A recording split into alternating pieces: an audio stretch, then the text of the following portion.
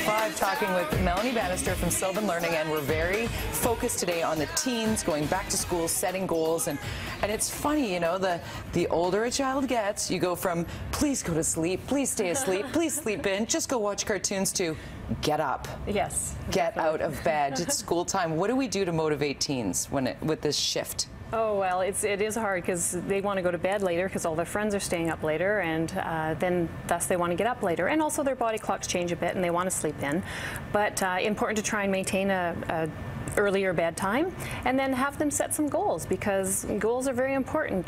They'll use them now in their teenage years and well into their adult lives. Let's talk about goals specifically, realistic goals for the younger set, the younger group of teens. Are they different than the goals for the older set of teenagers when we're talking maybe grade 7, 8 versus 11, 12? Definitely. I mean, when you're in grade 7 and 8, most kids aren't thinking about a career and what courses they need to take and what things they need to do to increase their ability to get into post-secondary. Grade 7s and 8s, you want to make small goals, and all goals always want to be achievable, but small steps to help them guide in that process. And if the steps are too big, it makes it harder for them to get there, and success breeds success. So if they have small goals, like, you know, how are they going to do on this first report card, and maybe not, you know, straight A's across the board, but maybe they're going to try and get a B or an A in one subject to start, and that's a small achievable goal. So good benchmarks. And then when we're talking about the older kids, and achievable goals are big, because parents often have very high expectations and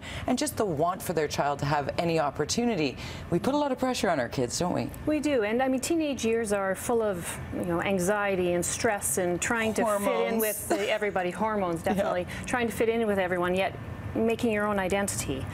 So for older kids, again, having a really long-term goal, like I want to be building bridges as a career, I mean, that's very long-term. So what do they need to do now in order to achieve that, and break it down into smaller steps? So what kinds of courses do they need to take? How do they need to score in those courses in order to get into the program of their choice? Right. Planning ahead. Planning ahead. Plan those building blocks now to become the builder later on. Now, what about the stressed out teen that already feels overwhelmed? We've talked about this before, going into the tests and whatnot. What are some of the tips from Sylvan that can calm the anxious teenager down? Well, being organized and planning in advance and setting those goals well in advance. Tests, chapter tests, midterms, final exams, university entrance, these are you know, a reality for kids. So don't leave it until the last minute. Start early in the term and plan for what are we going to do in order, on a day-to-day basis, in order to be ready for those chapter tests. What do we need to do as we are looking forward to the midterm or the final, so that they're